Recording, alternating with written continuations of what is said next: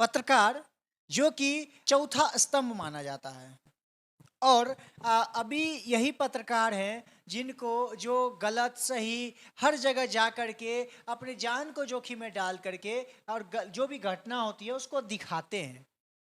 लेकिन वहीं इनके साथ कुछ ना कुछ घटना होता है, कोई पत्रकार मारा जाता है तो कोई पत्रकार को धमकी दिया जाता है।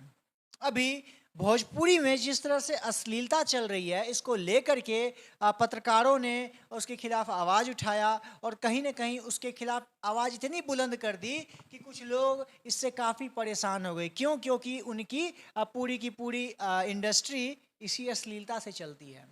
लेकिन कहीं ना कहीं पत्रकारों से गलती हुई है कि जिस तरह से उन्होंने गलत व्यवहार किया किसी भी गायक के साथ, किसी भी राइटर के साथ, हमें भी उसका पछतावा है, हमें भी उसका अफसोस है और इसके लिए हम भी सबों से माफ़ी चाहेंगे कि पत्रकार से गलती हुई है। लेकिन कहीं ना कहीं अगर पत्रकारों पर कोई आरोप लगाता है क्योंकि एक दो पत्रकार के वजह से पूरे के पूरे पत्रकार को गाली आप नहीं दे सकते हैं। अभी एक कोई है, नाम तो मैं नहीं लूँगा, जिन्होंने पूरे के पूरे पत्रकार को गाली दिया है, गाली का प्रयोग किया है और अभद्र अभद्र भाषा का प्रयोग किया है पत्रकारों के खिलाफ। तो मैं आप पत्रकारों से भी निवेदन करता हूं कि यही समय है, आप पत्रकार भी संभल जाइए और कहीं ना कहीं एकजुट होकर के इसके खिलाफ आवाज़ उठाइए।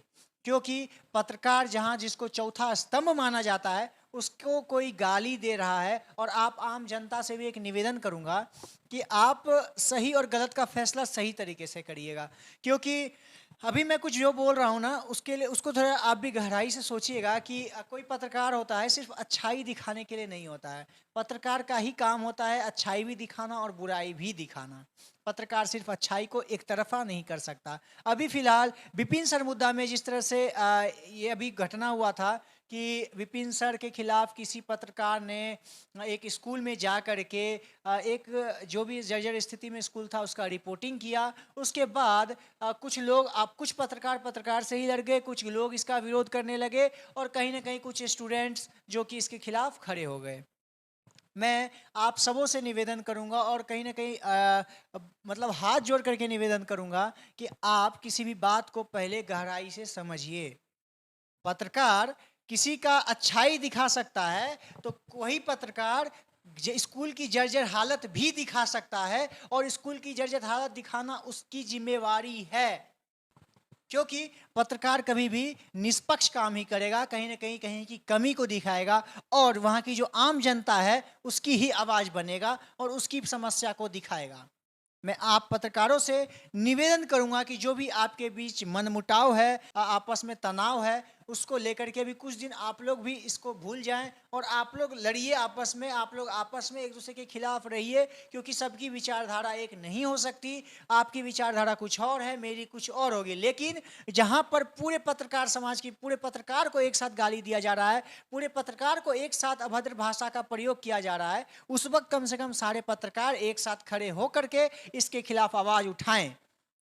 अगर अगर आज आप पत्रकार सभी साथ नहीं होंगे ना तो कल को आपको अलग अलग तोड़ करके कहीं ना कहीं आपकी कहीं ना कहीं पहचान को ख़त्म कर दी जाएगी। और अभी भोजपुरी वाले कुछ बोल रहे हैं कि हम लोग सभी अब साथ होकर के बाइकआउट करेंगे मीडिया को।